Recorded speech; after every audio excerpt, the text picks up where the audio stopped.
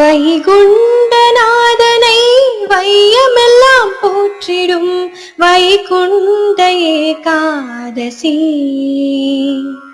இன்று திறந்திடுமே சொர்க்கத்தின் வாசல் வழி. வைகுண்டநாதனை வையமெல்லாம் போற்றிடும் வைகுண்ட ஏகாதசி இன்று திறந்திடுமே சொர்க்கத்தின் வாசல் வழி.